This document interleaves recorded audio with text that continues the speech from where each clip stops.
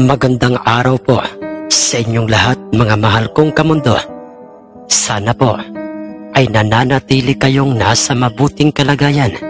Mga mahal kong kamundo, narito na po ang pagpapatuloy ng ating kwentong ito. Dumating na nga ang itinakdang araw at oras na kinakailangan na ngang tumayo ng sabong ni Mang Doro sa probinsya ng Quezon.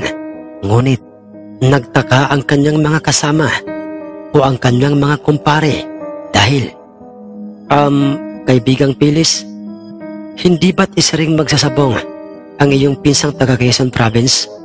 Ang tanong ni Mang Doro kay Mang Pilis at sa kanyang pinsang si Mang Abondio. Mabilis naman itong sumagot at sinabi sa kanyang, Oo, Pinonong Doro, at marami siyang mga alagang mga panabong. Kaya naman ay nasisiguro kung meron na siyang napiling isabak sa pistahan sa kanilang baryo o sa magaganap na sabong doon. Kung ganoon kaibigang Pilis, ay maaari ko bang iwan dito sa inyong tahanan itong aking mga panabong at pipili na lang tayo ng isa sa mga panabong ng iyong pinsan? Ang sabi ni Mang Doro sa kanya, pumayag naman itong si Mang Pilis at sinabi nitong, walang problema sa bagay na yan, Pinono. Marunong namang mag-alaga at magpakain itong aking asawa. At saka, parating na rin mamaya ang dalawa kong mga anak para merong makakasama rito ang kanilang ina habang tayo ay nasa probinsya ng Quezon. At yun na nga ang nangyari.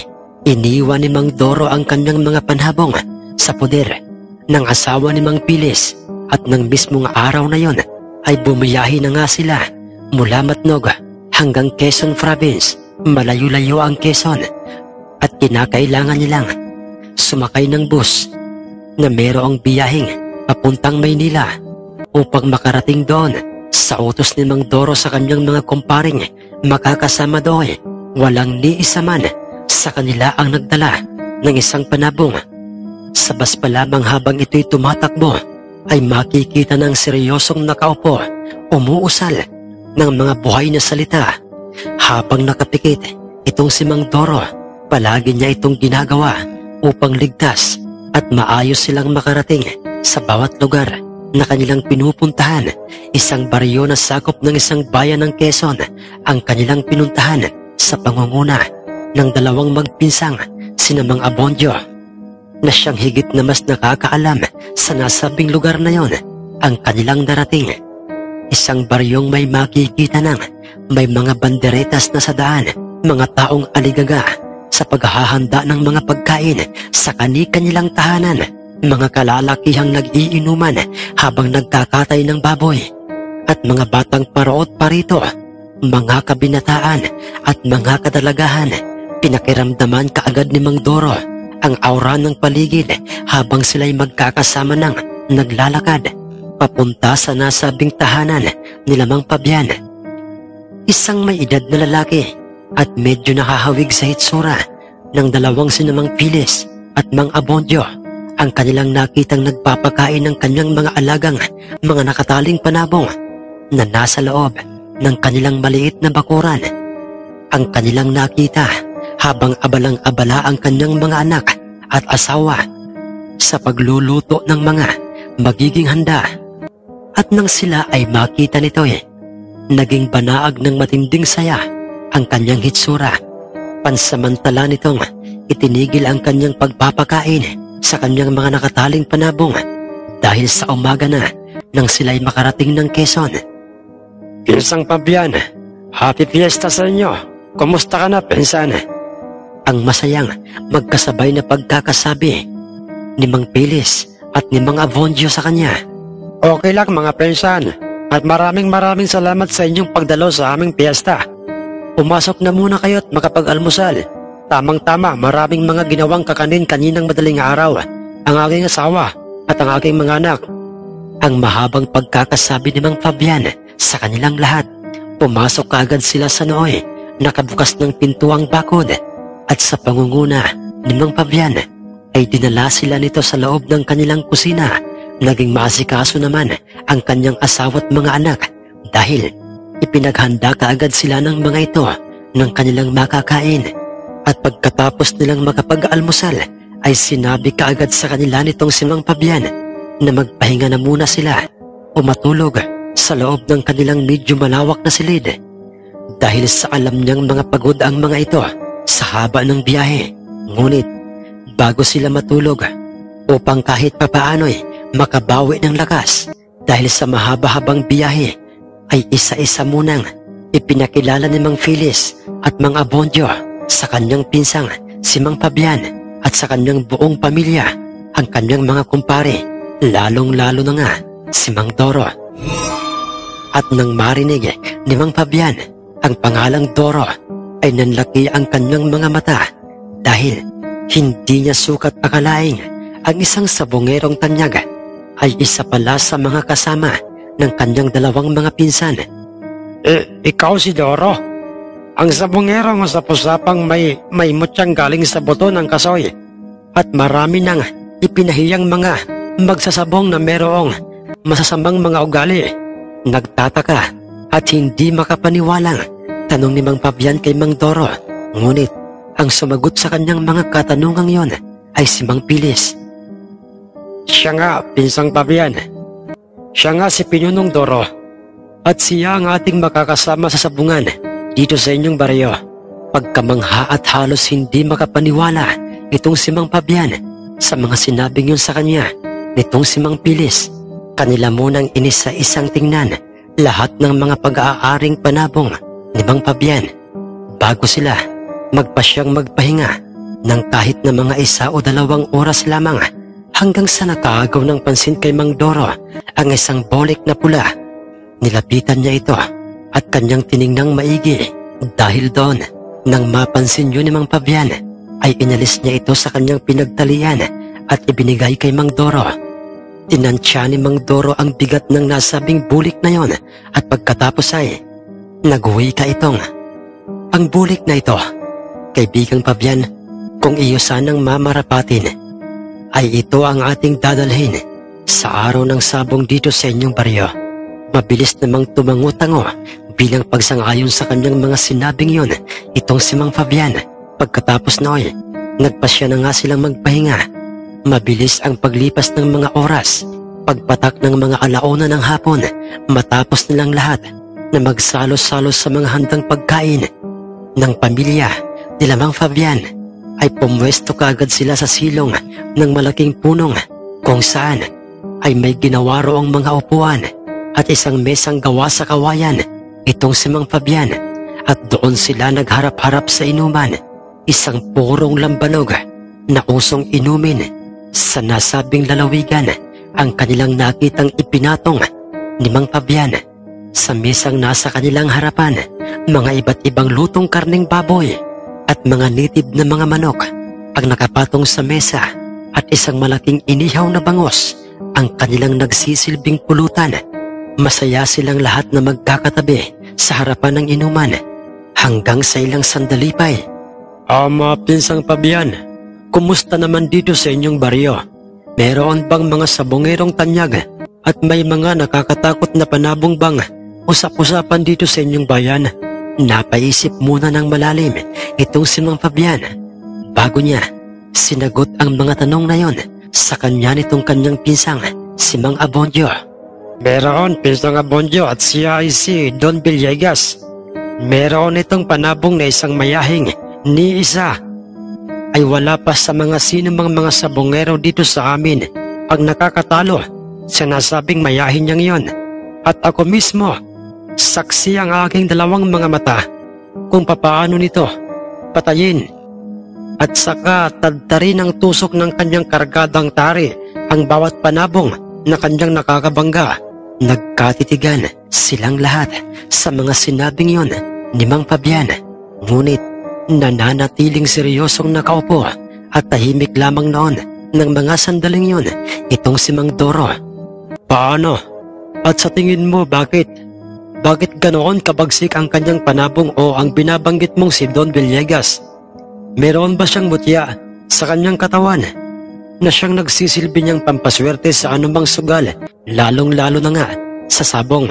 Ang tanong naman ng isang kaibigan at kumpare nitong si Mang Torong, si Mang Amboy, na isang magtatari.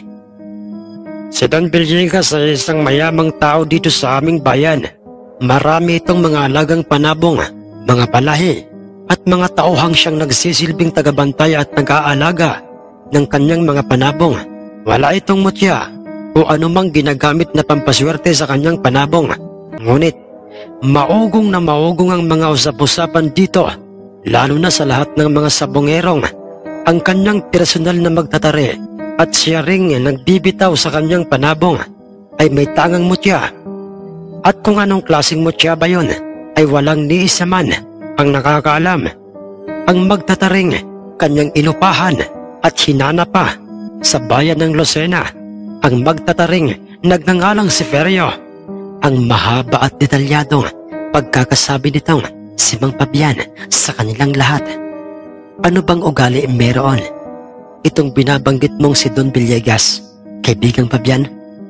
Ang seryoso at direktang tanong sa kanya ni Mang Doro habang tuloy-tuloy ang ikot ng kanilang iniinom na isang purong lambanog.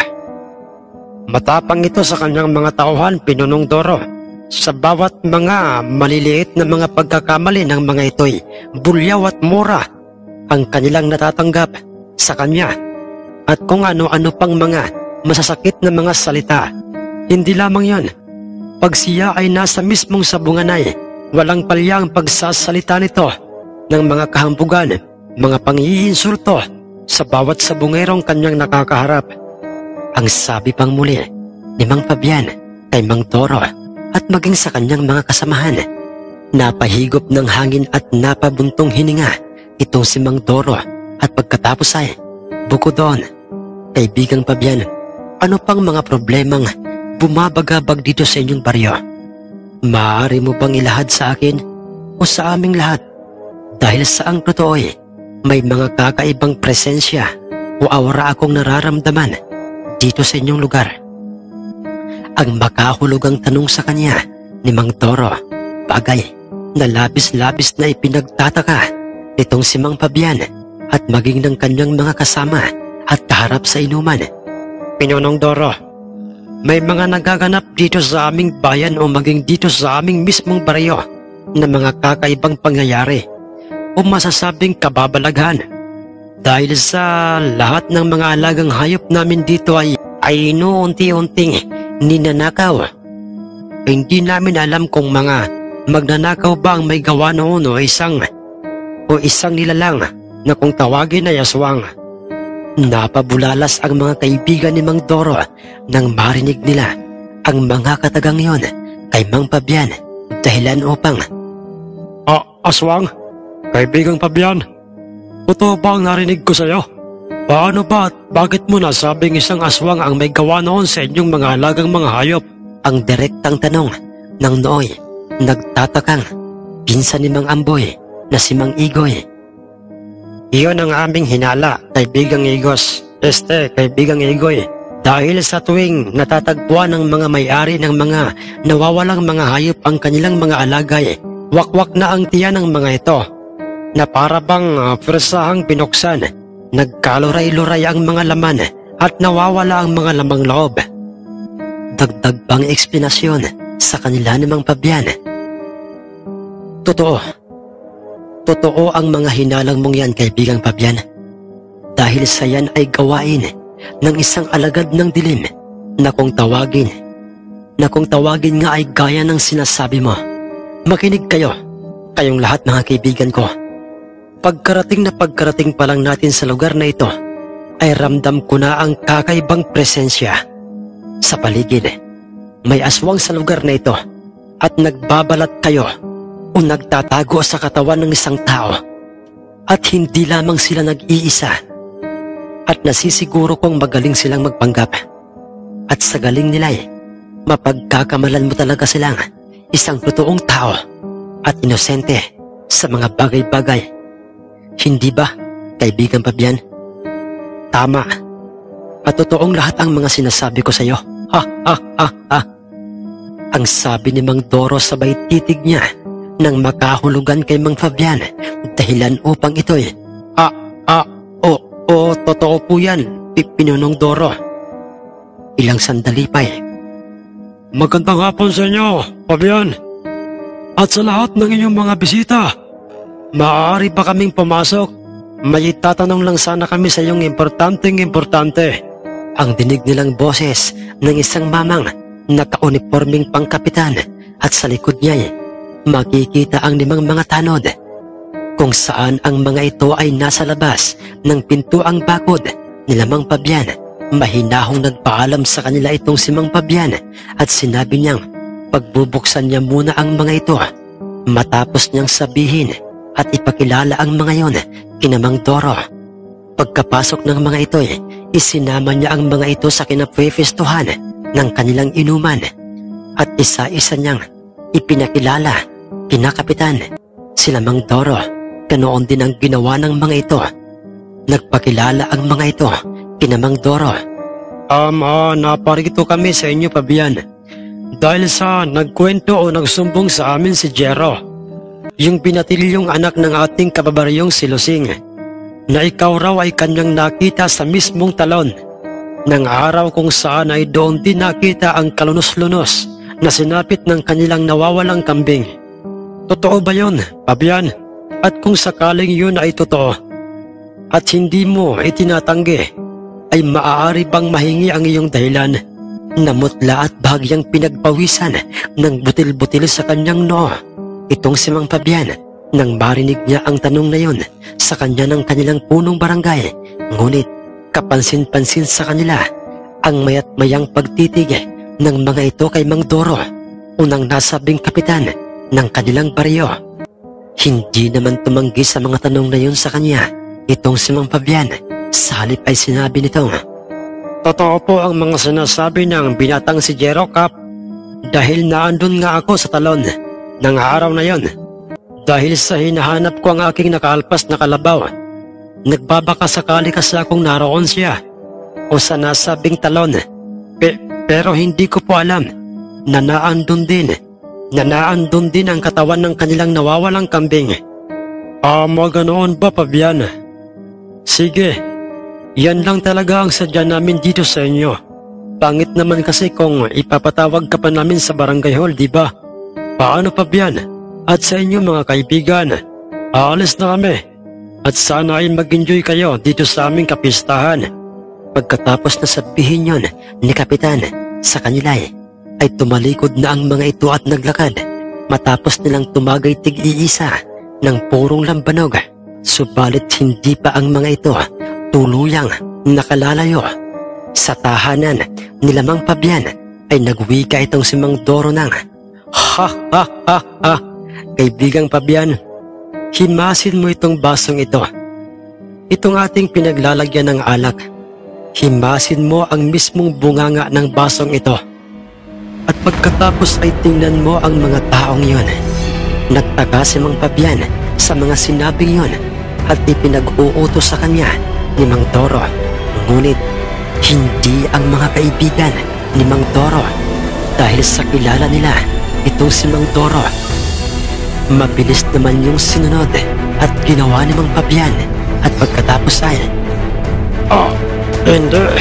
Totoo ba itong mga nakikita ko? Totoo yan, kaibigang Fabian, at hindi yan maaaring pabulaanan. Dahil sa yan ang sinasabi ko sa iyo kanina. Totoo sila.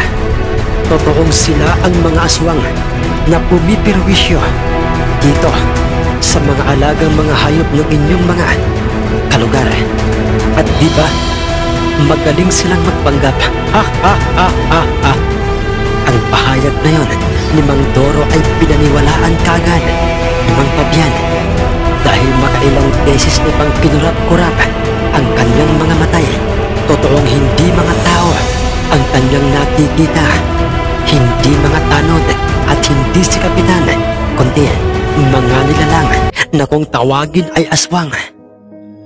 Sila pala ang mga aswang. Pero paano ko sila ibubunyag sa lahat ng mga tao dito sa aming baryo? At saka, paano sila naging mga aswang? Ang nalilitong tanong ni Mang Fabian. Ang tungkol sa mga bagay na yan, kaibigang Fabian, ay huwag mo nang alalahanin pa.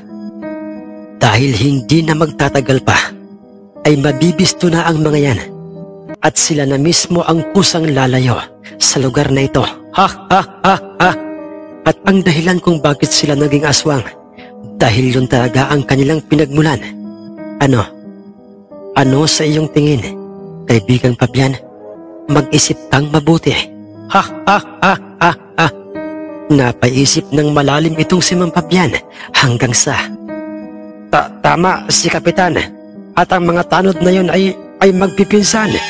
At mga dayuhan lang dito sa aming baryo. Magaling lamang mag-isama itong si Kapitan sa mga tao dito sa baryo. Kaya naman siya ang napiling ihalal na maging isang punong barangay. Tama ang mga sinasabi mong yan. Ha ha ha ha! Kaibigang Fabian, at ang problemang kinakaharap ng mga tao dito tungkol sa kanila binigyan ko na ng solusyon. Ang sabi pang muli ni Mang Doro, sa nooy makikita ng nakaawang na ang kanyang bibig sa tindi ng pagkamanghang si Mang Fabian. Kung kaya't, anong ibig mong sabihin, Pinunong Doro? Paano po? Sa papaanong paraan, Pinuno? Makinig kayo. Ang basong may lamang alak kanina at ininom ng mga aswang na yon ay aking pasimpleng inusalan na hindi nila napapansin dahil sa mahihinang klaseng mga aswang sila. At ang usal o mga orasyong aking inilagay sa alak na nasa kanilang katawan ngayon ay upang ihayag sa lahat ang kanilang totoong hitsura, lalong-lalo na nga sa gabi at sa umaga na may mapapaso sila at masisilaw sa tindi ng sikat ng araw. Ha ha ha ha! Ginawa ko yun dahil pag tumagal-tagal pa paniguradong tao na ang kanilang bibiktimahin, bagay na ayokong mangyari. Revelasyong pangmuli sa kanila o sa kanya ni Mang Doro, kung kaya't masyado pang nahiwagaan at namangha itong si Mang Fabian sa pagkatao ni Mang Doro. At habang sila'y nasa ganoong mga sitwasyon ay isang lalaking maedad ang nagmamadaling naglakad takbo sa labas ng kanilang bakuran at parang ito'y natataranta at nagmamadali sa kanyang pupuntahan at mahahalata talaga ang matinding pagkabalisa sa kanyang hitsura. At siya ay si Mang Estong. Mabilis naman itong tinawag ni Mang Fabian at kanyang inalam sa kanya kung anong nangyayari, kung bakit siya ay parang nagmamadali. Pasigaw naman itong tumugon sa kanya at sinabi nitong ang kanyang babaeng anak na nagdadalang tawi ay nailuwal na nito ang kanilang unang supling. Subalit ang masamang balita ay patay na raw ang bata at hindi na ito nailigtas pa ng doktor na nagmula pa at sinadya ng kanyang manugang sa mismong bayan. Nakaramdam ng matinding awa noon hindi lamang si Mang Fabian sa balitang yon, kundi maging ang mga kaibigan ni Mang Doro para sa nasabing batang iniluwal ng kanyang ina. Subalit, kaibigang Fabian, may nais sana akong hilinging pabor sa'yo. Ano yan, Pinunong Doro? Sabihin niyo po't nakahanda po akong makinig sa inyo. Maaari mo ba akong dalhin sa tahanan ng babaeng bagong panganak? Meron kasi akong ibang nararamdaman. Muling nanlaki ang mga mata nitong si Mang Fabian nang marinig niyang sinabing muli yon sa kanya nitong si Mang Doro, kung kaya't wala na itong nagawa pa kundi ang pagbigyan ang kahilingan ng isang sabongerong tanyag at may motyang galing sa buto ng kasoy na si Mang Doro. At nang mismong oras na yon ay pansamantala nilang iniwan ang mesang kanilang pinag-iinuman at inihabilin yon ni Mang Fabian sa kanyang asawa at mga anak. Kasunod ay magkakasama silang lumabas ng bakuran at nilandas nila ang daan patungo sa tahanan nila Karding, ang asawa ng babaeng bagong panganak sa pangunguna nitong si Mang Fabian. Sa daan pa lamang ay napansin nilang lahat na walang palyang umuusal ng mga kakaibang kataga itong si Mang Doro habang ito'y makikitang seryosong naglalakad. At nang sila'y malapit na sa nasabing tahanan nila Karding ay nakita kaagad nila ang mga taong mga osisero at mga osiserang nasa labas ng kanilang tahanan. Nagbubulong-bulungan ang mga ito. Sa tulong ni Mang Pabian ay pinakiusapan nito ang amang si Karding at ang kanyang biyanang si Mang Estong na kung maaari ba silang pumasok sa loob ng kanilang tahanan upang makita nila kung ano ang naging kalagayan ng sanggol. Pumayag naman ang mga ito. Ngunit ayon kay Karding ay hindi maaaring lahat sila ay pumasok sa loob dahil kasalukuyan pang nasa loob ng kanilang tahanan ang doktor at ang kanyang isang kasamang katukatulong. Kung kaya't okay lamang po iyon, Mang Estong. Pero pwede po bang itong isa kong kasama na lang ang pwedeng pumasok sa loob ng inyong tahanan? May nais lang kasi siyang makita sa sanggol. Ang mahinahong pagkakasabi nitong si Mang Pabian sa kanilang dalawa, kung saan ay ang tinutukoy nito ay si Mang Doro. Sige po, Mang Pabian. Bilang isang kabaryo po ay pagbibigyan ko po kayong dalawa na pumasok sa loob ng aming tahanan. Ang mahina at malungkot na sagot sa kanila ni Karding. Pumasok silang dalawa sa loob ng tahanan, si Mang Pabian at si Mang Doro, kasama si Mang Estong at si Karding. At nagpaiwan sa labas ang iba pa sa mga kaibigan ni Mang Doro. Pagkapasok nila nakita kaagad nilang walang malay ang ina ng sanggol. Nakahiga ito sa papag at may kumot ang kanyang buong katawan, samantalang ang sanggol ay hawak ng isang lalaking sa tingin nila ito na ang doktor. Hawak nito sa kanyang kamay ang magkadikit na mga paa ng nakasiwarik na sanggol at kung ito'y titingnan ay parang wala na talaga itong buhay. Dok, wala na po ba talagang buhay ang sanggol na yan? Ang seryosong tanong ni Mang Pabian sa nasabing doktor. Oo. Dahil sa ito'y tumain na o dumumi na sa loob ng tiyan ng kanyang ina at maaaring maapektuhan ang kanyang ina, kaya kinakailangan siyang dalhin sa ospital. At ang sanggol na ito ay talagang hindi ko na nagawang isalba. Nakita nyo naman, kulay ubi na ang bata at hindi na ito humihinga. Ang medyo mahabang pagkakasalaysay ng nasabing doktor sa kanila. Ngunit, totoo ba? Totoo bang lahat yang mga sinasabi mo, doktor? Totoo bang yung sanggol na yan na nasa kamay mo ay wala ng buhay? O baka naman ay Nanlaki ang mga mata ng doktor. Ganoon din si Mang Pabian, si Karding at ang asawa at mga magulang ni Karding. Nang marinig nilang sinabi yun ni Mang Doro sa nasabing doktor. Kung kaya't, ikaw lamang iyo, bakit mo nasabi o naitanong yan? Hindi ba't nakita mo namang wala ng buhay ang bata? At saka iho, sino ka ba? Ang tanong sa kanya ng nagtatakang doktor. Nang sandaling yon ay aalma na sana ang magbiyanang si Mang Estong.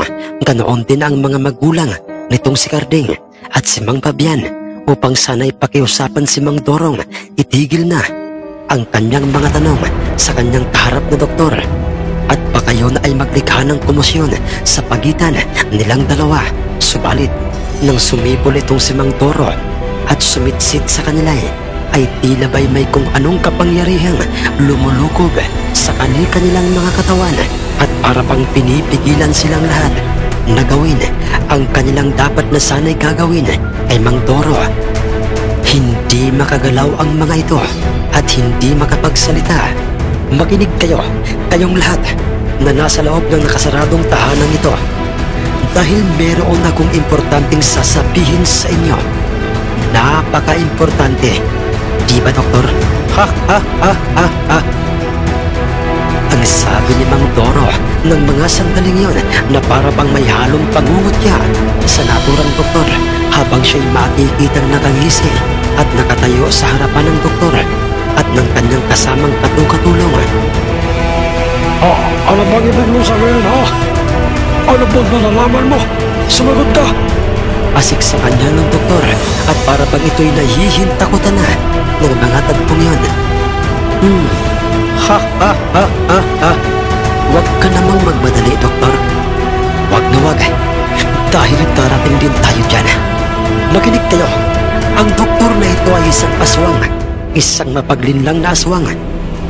Hindi totoo yan! Nasisiraan ka ng walang baliw! Baliw ang taong ito! Animal ka! Ito ang dapat sa'yo! Itsugas! Anong nangyayari? Bakit hindi ako makagalaw? Ikaw, isa kang demonyo! Pasigaw pang pagkakasabi ng doktor kay Mang Doro kung saan ay katulad ni Mang Pabian, Mang Estong at iba pa sa mga taong nasa loob ng tahanang yon ay katulad niya ay nagmistulang estatwa na ang mga ito. Ngunit malinaw nilang naririnig at nakikita ang nooy nagsasalitang si Mang Doro. Walang makakarinig sa inyo kundi tayo-tayo lang. Dito, sa loob ng kubong ito, unang tahanang ito.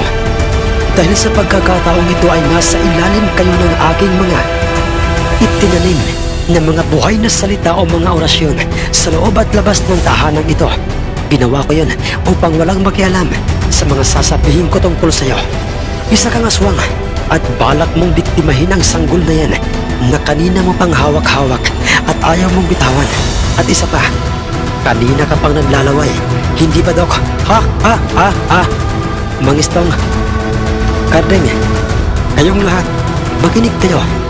Ang sanggol na ito ay hindi totoong wala ng buhay dahil buhay pa ang sanggol na ito. Buhay na buhay. Ha. Hindi ba, Doktor? Ang sabi ni Mang Doro habang nasa kanyang mga kamay na ang sanggol at maayos niya itong hinahawakan at binalot niya ito ng kumot ang katawan ng sanggol na kanyang nakita sa ilalim ng papag. Nanlaki at namilog naman ang mga mata ng mga ito nang marinig nila ang mga revelasyong yon ni Mang Doro. Ngunit hindi sila makapagsalita at hindi nila kayang igalaw ang kanilang mga katawan. Maging ang aswang na doktor at ang kanyang kasama. Nakakaawang sanggol. Isa itong malusog na sanggol. Isang batang lalaki. Tapos ay ikaw lang ang makikinabang. Animal ka. Pinagpapawisan na ng butil-butil ang noo at leeg ng doktor habang naririnig niya ang mga katagang yon kay Mang Doro. Lalo na nang umusal itong muli ng mga katagang hindi kayang intindihin ng sino man sa kanila habang siya'y nakapikit at kasabay naman nooy ay ang pag-ihip ng hangin sa loob ng tahanan nila Karding. At pagkatapos niyang umusal ng mga kakaibang katagay ay hinipan niya ang noo ng sanggol at doon ay nakita ng lahat sa kung papaanong paunti-unti nang gumagalaw ang sanggol sa kanyang mga kamay. Bumalik na din sa normal ang kulay ng kanyang balat hanggang sa ito'y narinig na nga nilang umiyak na. Kasabay naman noon ay ang pagkakaroon ng malay ng kanyang inang nasa papag. Hinanap kaagad nito ang kanyang sanggol dahilan upang mabilis naman sa kanyang ibinigay ni Mang Doro ang kanyang anak at pinilagay niya ito sa kanyang tabi. At pagkatapos ay muli itong kumikit at pumusal sa muling pagdilat nito'y sumipol ito na siya namang naging dahilan ng pagbalik ng lahat sa loob ng tahanan nila Karding. Naigalaw na nga nila ang kanilang mga katawan at katulad ng inaasahay, matinding pagkamangha sa kanilang nakita sa nooy. Hindi pa nila kilalang si Mang Doro. Ngayon mo sabihin sa lahat ng mga tao dito kung mali ba ang mga sinabi ko sa iyo. Patunayan mong hindi ka aswang na may kakayahang gumawa ng ilusyon. Pinulag mo ang mga tao dito at pinaniwala mo silang patay na ang sanggol na kahit pa'y hindi yun ang totoo. Nang marinig yun ni Karding kay Mang Doro ay iniwan nito ang kanyang asawa at anak. Nang gigigil itong tumayo at naglakad papuntang kusina at kinuha nito ang kanyang matalas na itak upang ibaon sana sa liig ng doktor na isang aswang. Subalit, mabilis siyang pinigilan ng kanyang ama at pinakalma. Nagpalingaling nga sa loob ng tahanan si Mang Doro at nang may makita siyang walis tingting ay kinuha niya ito at kanyang inilagay sa gilid ng pintuan. Kasunod ay, "Ano pang ginagawa mo? Patunayan mong hindi ka nga aswang, Dok. Lumabas ka ng tahanang ito. Labas." "Bakit? Bakit ayaw mong lumabas? Sa halip ay parang ikaw ay natatakot. Dahil ba sa walis na ito? Ha ha ha ha ha." Sino ka ba talaga, ha? Litsugas ka? Nauutal at nahihintakotang tanong sa kanya ng doktor. Siya si Pinonong Doro, ang sabongerong tanyaga to sa pusapang. May mutyang galing sa buto ng kasoy sa kanyang katawan. Siya ang taong nasa inyong harapan ngayon. Nagbulong-bulungan sina Mang Istong nang marinig nila kay Mang Pabian ang pangalang Doro dahil hindi nila sukat akalaing totoo pala ang tungkol sa mga usap-usapang sabongerong si Mang Doro at ito ay nasa mismong kanilang harapan na nga ng mga pagkakataong yon. Ikaw ang sabongerong may malakas na kargadang mutya at ginagamit mo hindi lamang sa sabong kundi maging sa... Oo, Dok. Hindi lamang para sa sabong ang aking mutya, kundi para sa mas nakakarami, para gamitin sa mabuti, at para palayasin ang mga tulad nyo.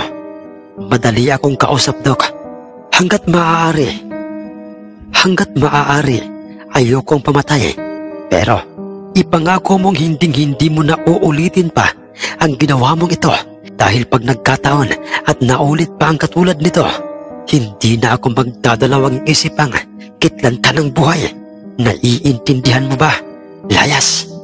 Ang pagalit na pagkakasabi ni Mang Doro sa doktor kasabay ng kanyang ginawang pag-alis sa walis tingting na nasa gilid ng pintuan ay siya namang nagmamadali at natatarantang paglabas ng doktor kasama ang kanyang alalay at halos madapa-dapa na ito sa labas ng kanilang tahanan dahil sa kanyang sobra-sobrang pagmamadali.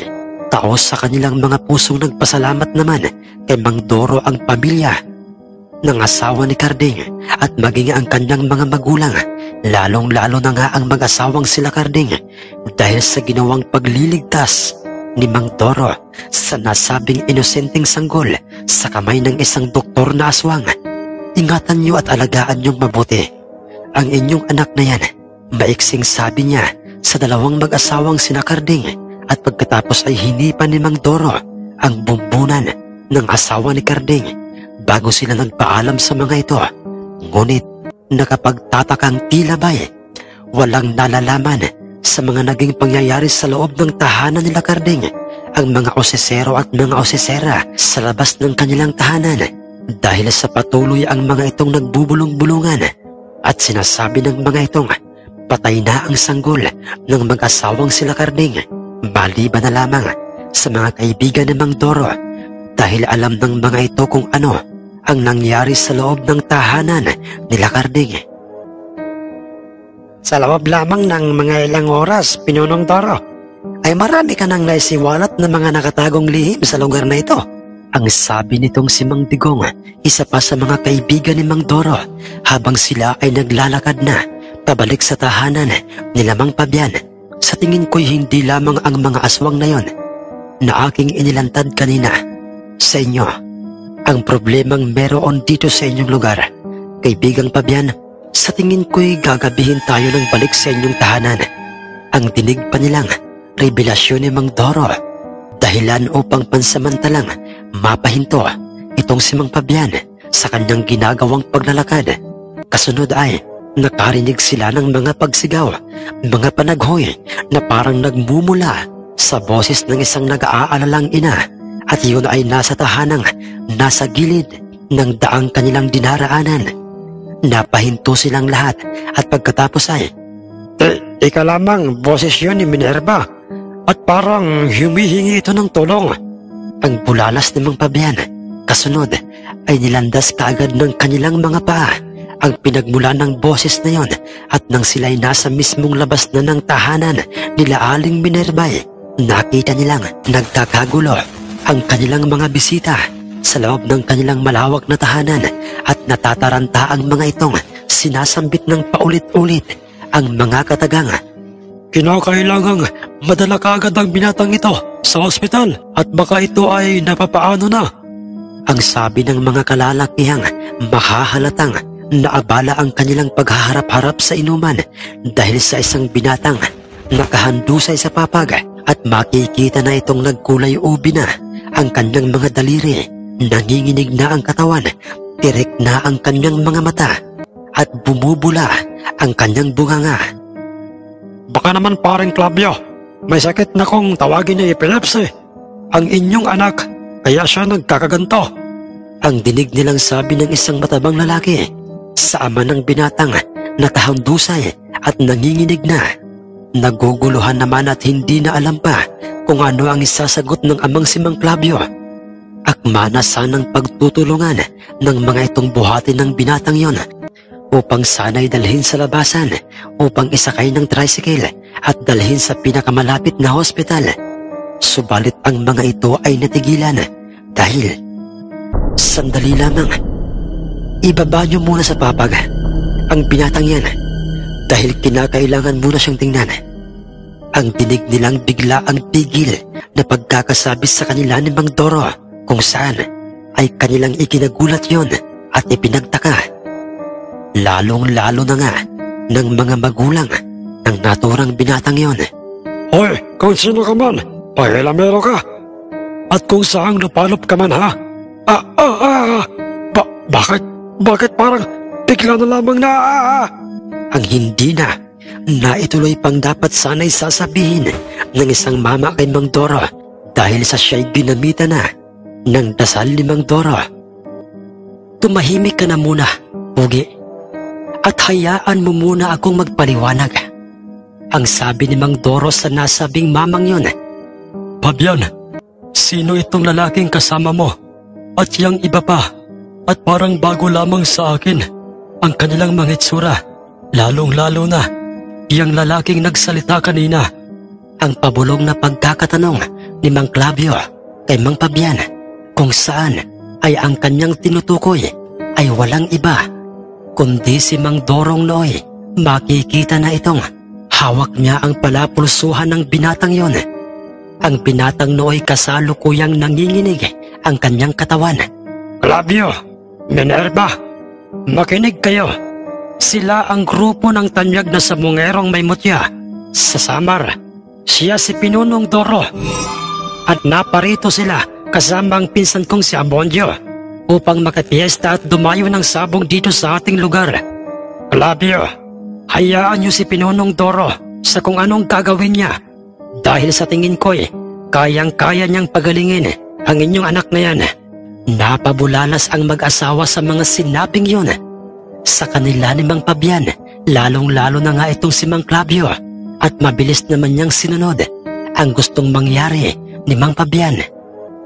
Huwag kang mag-alala, Mrs.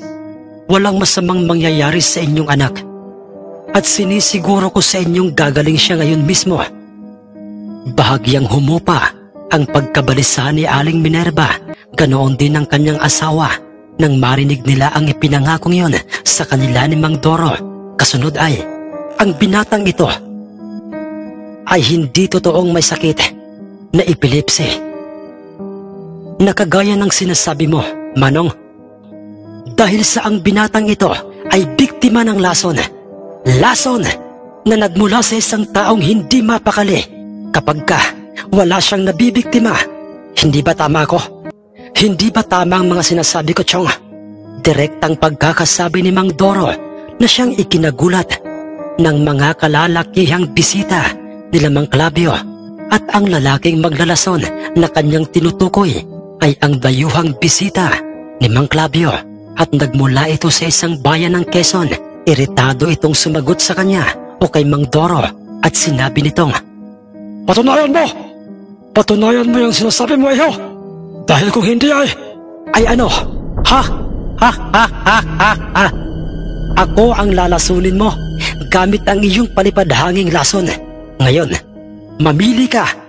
Aalisin mo ang lason sa binatang ito o baka naman ay Sa iyo ko ibabalik ang lason sa oras na ako ang aalis ng lason sa kanyang katawan. Mamili ka, dalian mo. Bahagyang napaatras ang lalaking maglalason at halos hindi ito makapaniwala sa mga sinabi sa kanya ni Mang Doro, kung kaya't, Tika lang! Sino ka bang napastangan ka?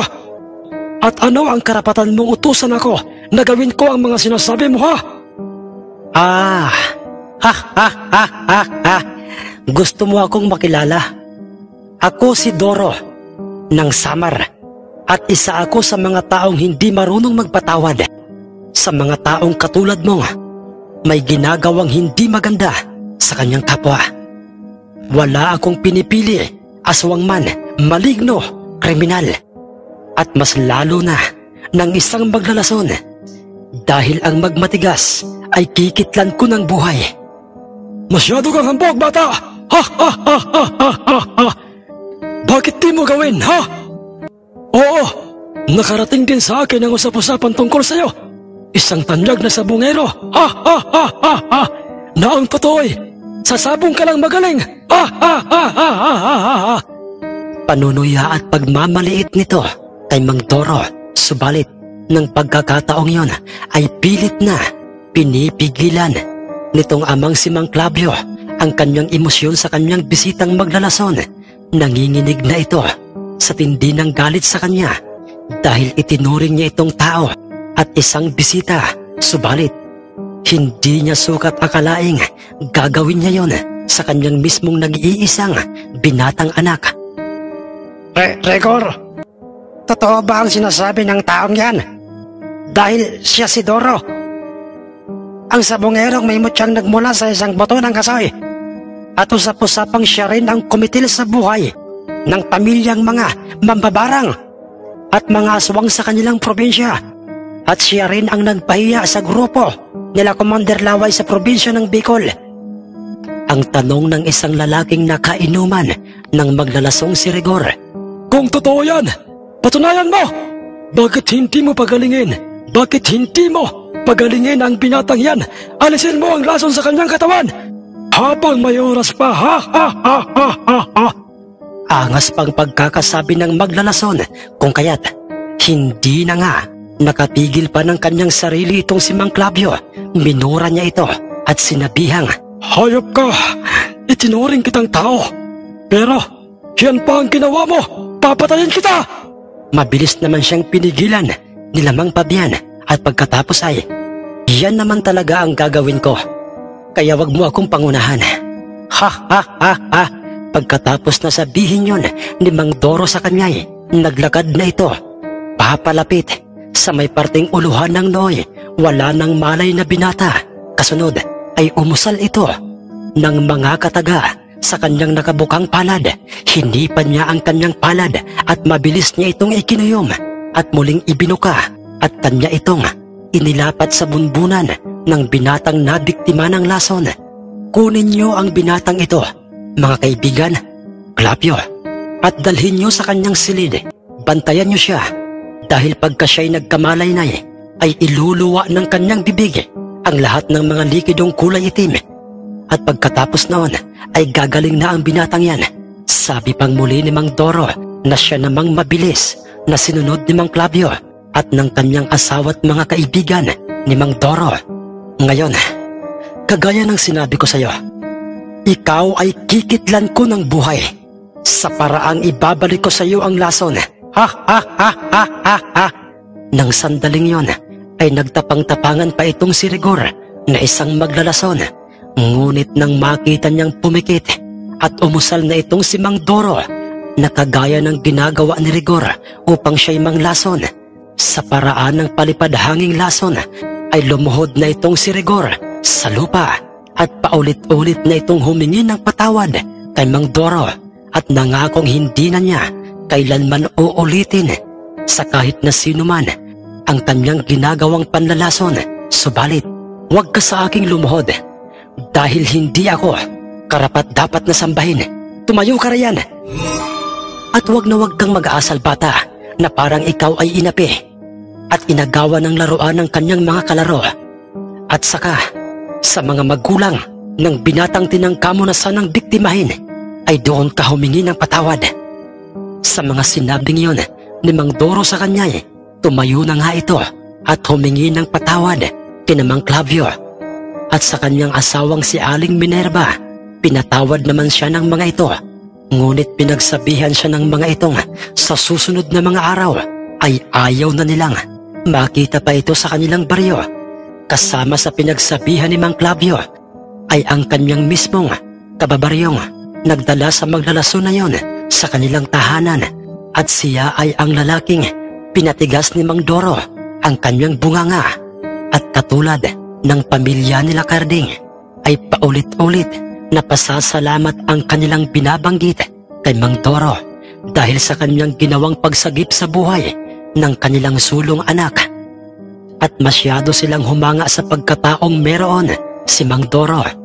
At pagkatapos nooy, muli silang nagpatuloy sa kanilang ginagawang paglalakad pabalik sa tahanan nila Mang Pabian ng mismong araw ng piyesta sa kanilang baryo.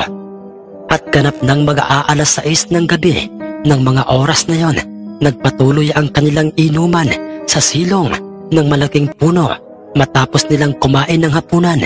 At sa inuman ay marami pa silang pinagkwentuhan tungkol sa larangan ng sabong. At sa mismong inumang ding yon ay mas lalo pa ngang nakilala nitong si Mang Pabian kung sino nga ba talaga itong si Mang Doro. Kinaumagahan, pagkatapos nilang maligo sa ilog at magbihis ng kanilang mga kasuotay, magkakasama na nga silang pumuntang sabungan at dala ni Mang Pabian ang bolik na pulang panabong. Tipikal na pistahan ang makikitang nagaganap sa baryo nila Mang Pabian, at isang sinaunang sabungan na nakapwesto sa gilid ng malawak na palayan, at masasabing ito ay nakapwesto sa paanan ng bundok. Sa mismong pantay na lupang merong mga naglalakihang mga matitibay na mga punong kahoy. Ang nooy sabungang pinagdalhan sa kanila ni Mang Pabian.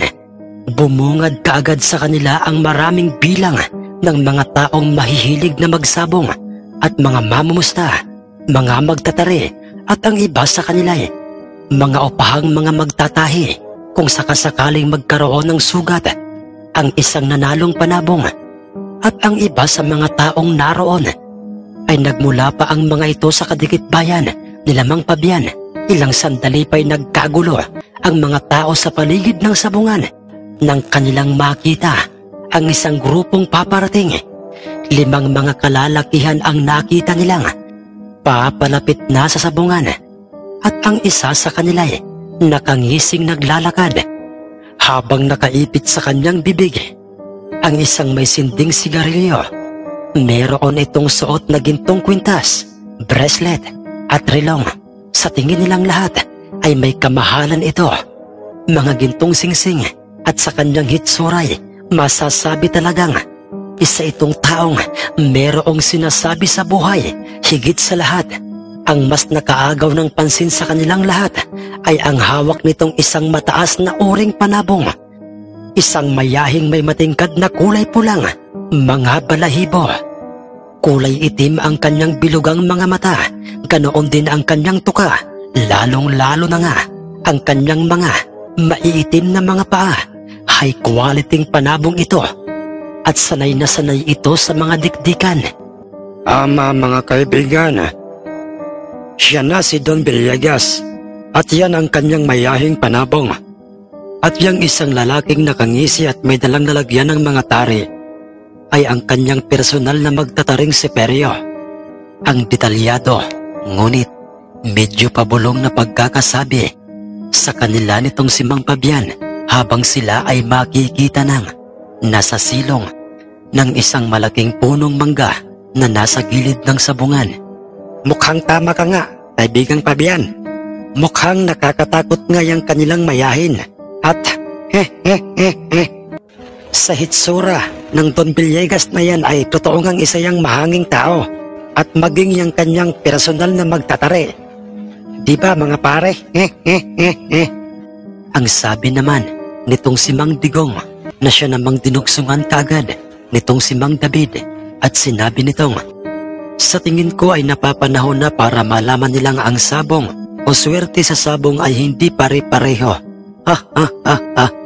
Dahil isa itong sugal at hindi maaaring sa lahat ng sabongerong makakaharap nila ay kayang-kaya nilang ipahiya.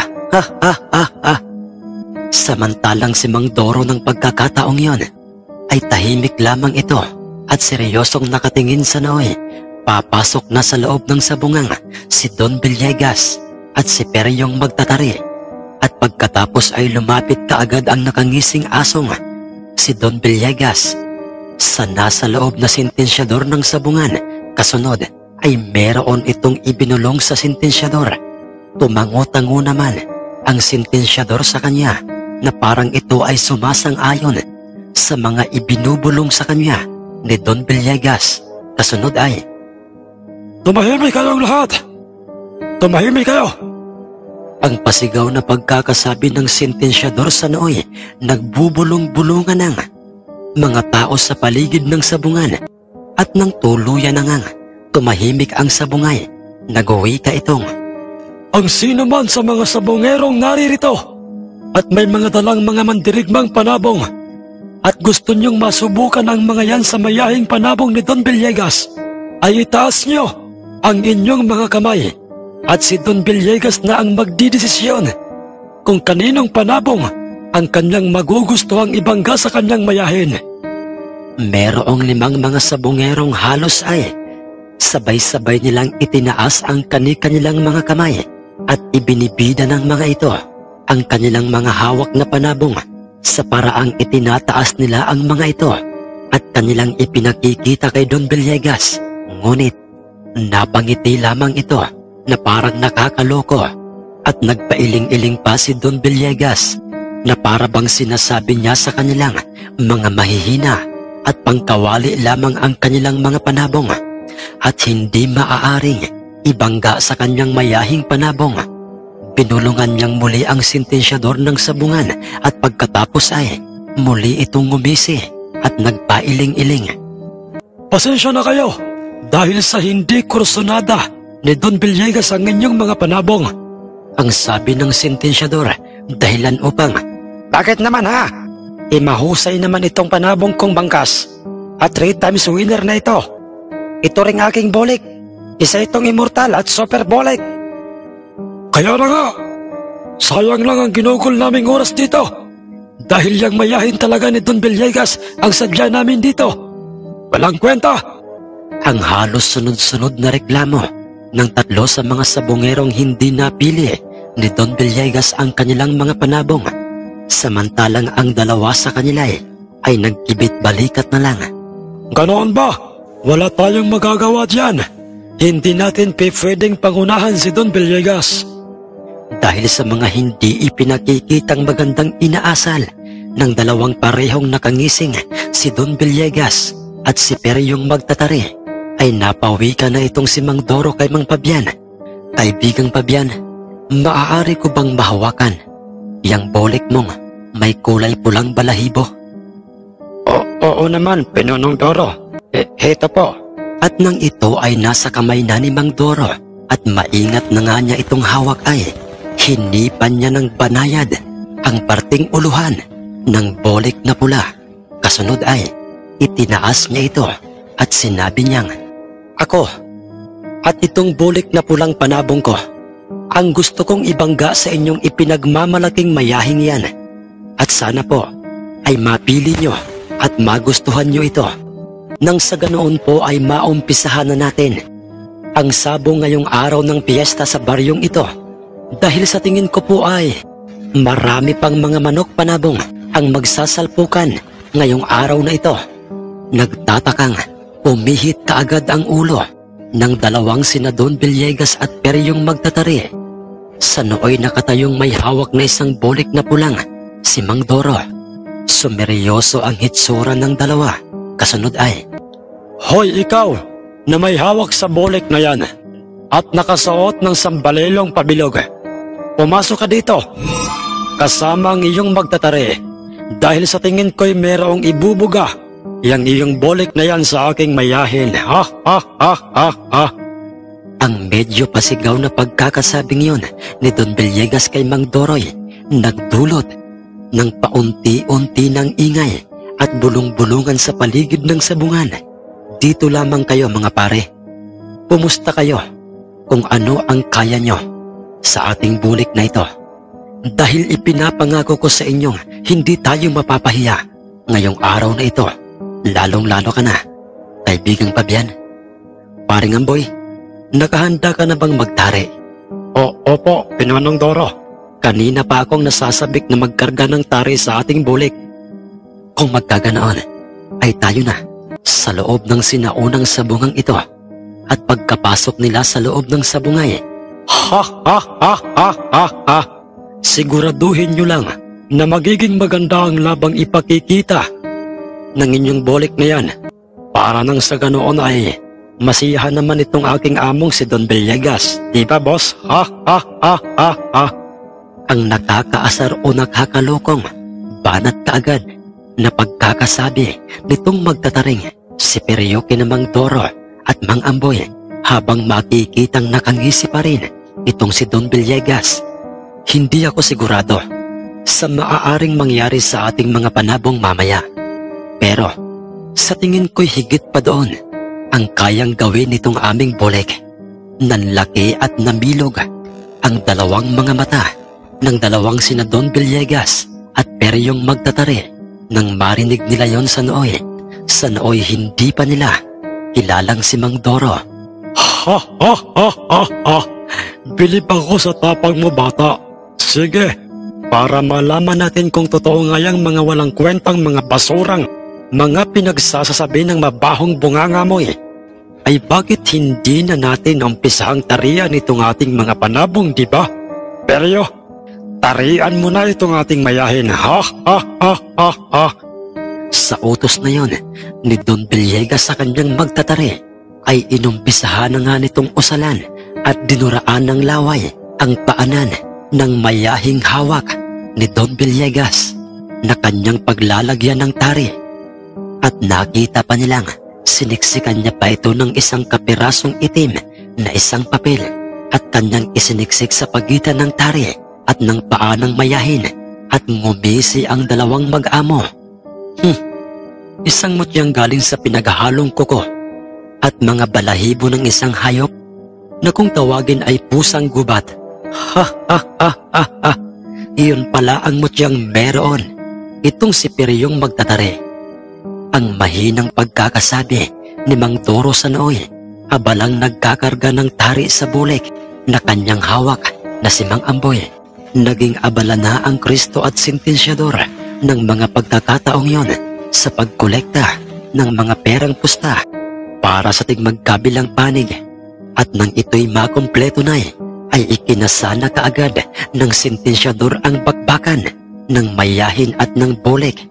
At si Mang Doro, Don Villegas, ang nooy makikitang magkaharap na sa gitnang bahagi ng sabungang merong dumadagundong at masakit sa tengang sigawan ng mga mamumusta. Siguraduhin mo lang na masisiyahan ako, Iho, sa magiging laban ng ating mga panabong. Mas ninais na lamang ni Mang Dorong wag nang sumagot pa sa boteteng kaharap na si Don Villegas. Hanggang sa pinagharap na nga nila ang nooy, pareho nang makikitang wala ng mga kalubang, mga tari ng mga panabong tumuka kaagad ng sunod-sunod sa ulo ng bulik na hawak ni Mang Doro ang nasabing mayahin. Subalit gumanti rin kaagad sa kanya ng pagtuka ang bulik. Kasunod ay magkasabay na nga nila itong ibinaba at magkasabay silang lumayo sa dalawang panabong. Lumipad kaagad nang napakataas. Ang mayahin pinalo ng pinalo kaagad nito ang nasabing bulik.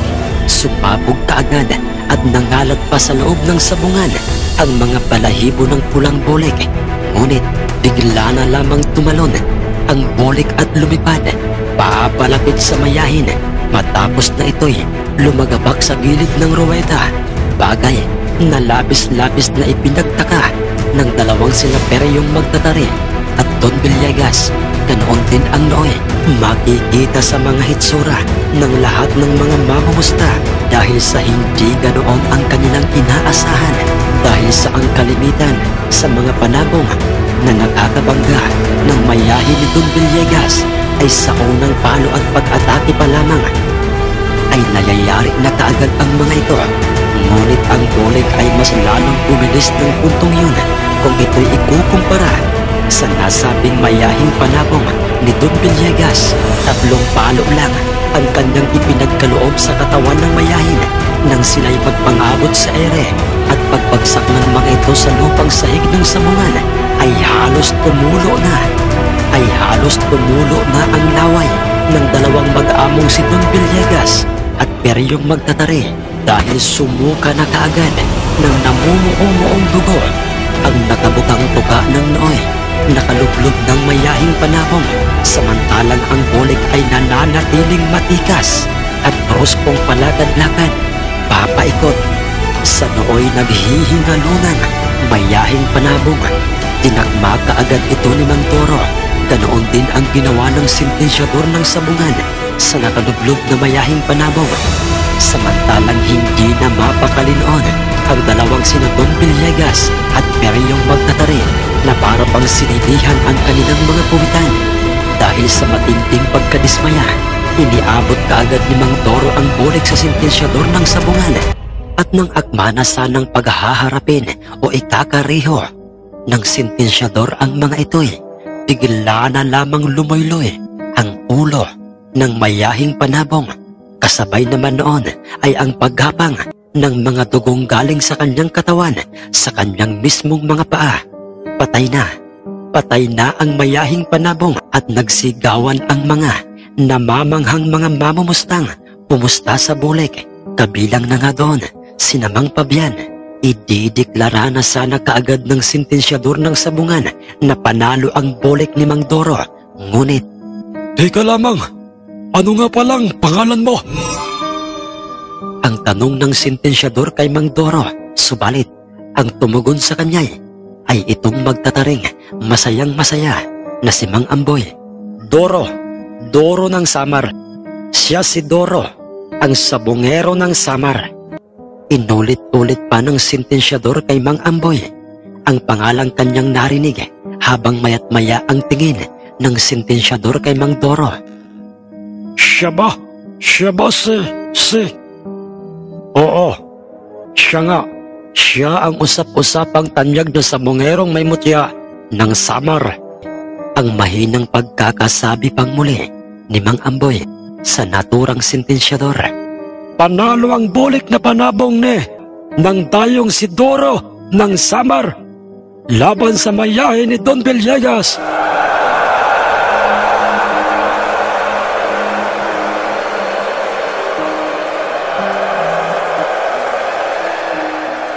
Nakabibinging sigawan ang iginante o isinagot ng mga mamumusta sa mga sinabing iyon ng sentensyador. Ngunit ang iba sa mga tao sa paligid ng sabungay nagbubulong-bulungan na at sa Nooy nakatayong may hawak na isang Boleg na si Mang Doro. Nakasentro ang kanilang mga paningin. Ikaw pala si Doro, ha? Ha. Ikaw ba ang tanyag na sabongerong may mutya ng Samar? Paano? At bakit ka na parito? Sa mismong probinsyang ito, ha? Sumagot ka! Ang gigil na gigil at para bang gusto nang tusukin ng kanyang daliri sa mga mata si Mang Doro nga si Don Villegas. Nagtatalsika na ang mga laway nito at bumubula sa tindi ng galit kay Mang Doro, kung kaya't napalitan ng katahimikan ang kanina lang ay maingay na sabungan. Animal ka! Ikaw pa lang ang nakagawa nito sa kauna-unahang pagkakataon.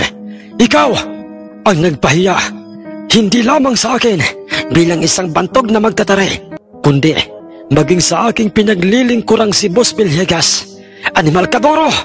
Dagdag namang pagkakasabi ng Nooy, magtataring si Peryo, kung saan ay nagmistula ng tinupituping lata ang kanyang hitsura.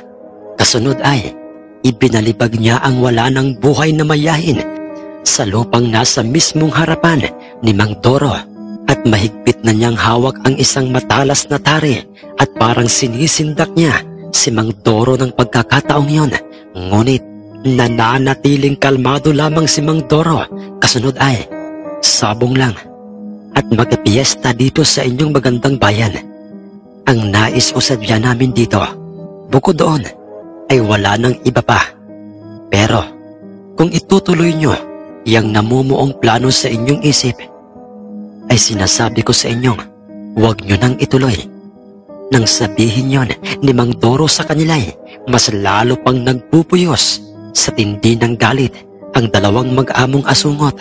Ngunit paisa-isa nang pumasok sa loob ng sabungan ang 12 mga kaibigan ni Mang Doro, kasama na nga doon si Mang Fabian, at pumila ang mga ito sa likuran ni Mang Doro. At ganoon din ang ginawa ng 3 mga maskulados na mga alalay ni Don Villegas. Ngunit naduwag na ang mga ito nang makita nilang di hamak na mas marami ang bilang nila Mang Doro. Idagdag pa ang biglaang pagsulpot ng 3 mga armado at mga nakauniforming mga pulis, at isa-isang dinampot ang 5 sina Don Villegas. Teka lamang, huwag niyo akong pusasan. Baka hindi niya ako nakikilala. Mga litsugas kayo. Yang taong yan ang pusasan niyo. Ang reklamo pa ni Don Villegas sa mga pulis. Ngunit hindi nagpatinag sa kanya ang mga ito. Sa halip ay, wala akong pakialam kung sino ka o kung gaano ka man kayaman. Ginagawa lamang namin ang aming trabaho. At saka, tingnan mo itong magtatari mo. May hawak pang tari at parang gusto pang ipasak sa katawan nitong si Doro. Mali yan. Mabuti at may mga taong nagsumbong kaagad sa aming headquarters at sinabi niya sa amin ang buong kwento. Sige na, lagyan niyo ng pusas ang mga taong yan. Wala na nga nagawa pa ang mga ito, lalong-lalo na nga ang 2 si Don Villegas at Peryong magtatari, dahil matagumpay silang pinusasa ng mga pulis. Subalit bago ang mga ito umalis sa harapan nila Mang Doroy, ay may mga katagang binanggit pa sa kanya itong si Mang Doro, Don Villegas, Peryong magtatari. Ang sabong ay isang sugal, maaaring may talo at may panalo. Pero ang dapat na makita sa atin ay ang matuto tayong tumanggap ng ating pagkatalo. Higit sa lahat ay ang irespeto natin ang ating mga nakakasalamuha sa loob man ng sabungan o sa labas. At pagkatapos nooy tuluyan na ngang hinila ng mga pulis ang mga ito palabas ng sabungan, masaya silang lahat na lumabas ng sabungan at sinalubong sila ng 2 si Mang Clavio at si Carding, ang 2 taong tinulungan ni Mang Doro. Sila pala ang naghatid ng balita sa mga pulis, dahil naandun pala sila sa sabungan ng araw na yon at pumusta sa bulik ni Mang Fabian. Magkakasama silang masasayang naglakad pabalik sa mismong tahanan nila Mang Fabian, kasama sina Mang Clavio at Carding, upang magharap-harap sa inuman. At ang sabong doon nagpatuloy ng maayos at pareho ang labanan. Naging masaya ang kanilang inuman ng araw na yon. Kapansin-pansin na rin itong si Mang Doro, dahil ang nooy tahimik at seryosong makikita sa bawat paghaharap-harap nila sa inumay, ay nakikipagbiruan na rin sa kanila na para bang matagal na nilang kilala si Mang Fabian, Mang Clavio at si Carding. Subalit isang revelasyon ang kanilang maririnig sa mismong bibig ni Mang Doro. Makinig kayo mga kaibigan ko, dahil itong sasabihin ko sa inyong lahat ay sadyang napaka-importante. At alam kong ang iba sa inyo'y hindi nyo ito magugustuhan. Pero nakapagdesisyon na ako. Bigla ang tumahimik ang mga kaibigan o mga kaharap ni Mang Doro sa inuman nang marinig nila ang mga salitang yon kay Mang Doro. Ilang sandali pa'y, Pinonong Doro, ano po bang ibig niyong sabihin? Ang nagtataka at nauutal na pagkakatanong ni Mang Digong kay Mang Doro, at ganoon din ang mababanaag sa hitsura ng iba pa sa kanyang mga kumpare, maliban na lang sa 3 sina Mang Fabian, Mang Clavio at si Mang Carding. Napabuntong hininga muna ng malalim itong si Mang Doro. Kasunod ay, noon ko pa ito pinag-isipan. Noon ko pa ito pinag-isipang maigi. At tinimbang ko ang lahat kung akin pa bang ipagpapatuloy ang aking pagdalo sa mga sabungan o sa madaling salitay, bala ko nang huminto sa pagsasabong at ipagpatuloy na lang ang isa pa sa pinakang mahalagang obligasyong, kinakailangan kong harapin. At yun, mga kaibigan ko, ay ang maging isang manggagamot. Sa ngayon ay naisip kong ituloy na ang pagiging isang manggagamot at iwanan ko na ang sabong. Pasensya na mga kaibigan, pero nananatili ako sa inyong tabi sa oras na kailanganin niyo ang tulong ko. Huwag lang sa larangan ng sabong. Ang sinabing yon ni Mang Doro sa kanyang mga kaibigan ay naging taliwas sa kanyang inaasahan dahil sa ang kanyang buong akalay tututol ang mga ito sa kanyang gustong mangyari. Subalit nagkamali si Mang Doro dahil inunawa siya ng mga ito at nangako pang kung ano ang kanyang desisyon ay kasama niya ang mga ito. Dahil nangako sa kanya isa-isa ang mga itong makakasama niya sila sa ang lugar man siya dumayo, hindi upang magsabong, kundi ang manggamot ng mga taong biniktima ng mga di nakikitang nilalang o di kaya'y mga nilalang na katulad ng mga aswang. Hindi lamang yon, bagamat masasabing lahat ng mga ito'y lumaki o namulat sa pagiging isang mga sabongero, lalo na nga itong si Mang Amboy na isa pang magtatari ay kanilang ipinangako kay Mang Dorong katulad niya ay kanilang iiwan ang mundo ng pagsasabong, bagay na labis-labis na ikinatuwa at mangiyak-ngiyak pa noon si Mang Doro sapagkat pinatunayan ng kanyang mga kaibigan ang kanilang katapatan at pagiging totoong kaibigan sa kanya. Kaibigang Pabian, Clavio, at sa iyo, Karding, ang mga taong may alam sa dilim na aking tinuruan ng leksyon dito sa inyong mismong lugar ay hindi na muling mamiminsala pa sa inyo. At yan ay aking ipinapangako sa inyo, ang paniniyak pang pagkakasabi ni Mang Doro sa tatlong sinamang Pabian. Tuluyan na nga nilang iniwan ang sabong at namuhay sila bilang isang pangkaraniwang mga taong pag hindi sa bundok ang rutay sa karagatan upang manghuli ng mga isda, higit sa lahat ay ang dumayo sa iba't ibang lugar na merong mga taong biniktima ng mga masasamang nilalang, dahilan upang doon nakilala itong si Mang Dorong, isa ng tanyag na manggagamot sa kanilang bayan noong mga panahong wala pa ang mga makabagong kagamitang nakikita natin ngayon sa kasalukuyan. Ihanda ninyo ang inyong mga sarili, mga kaibigan. Dadayo tayo sa bayan dahil may isang tagaroong sinadya pa ako rito kahapon upang humingi ng tulong na pagalingin ko ang kanyang anak na gabi-gabi raw ay sinasapian ng isang malaking anino. Ang sabi ni Mang Doro sa kanyang mga kaharap na mga kaibigan, mga mahal kong kamundo, isa po si Mang Kano sa mga nailigtas ni Mang Doro sa kamay ng mga salbahing mga mambabarang.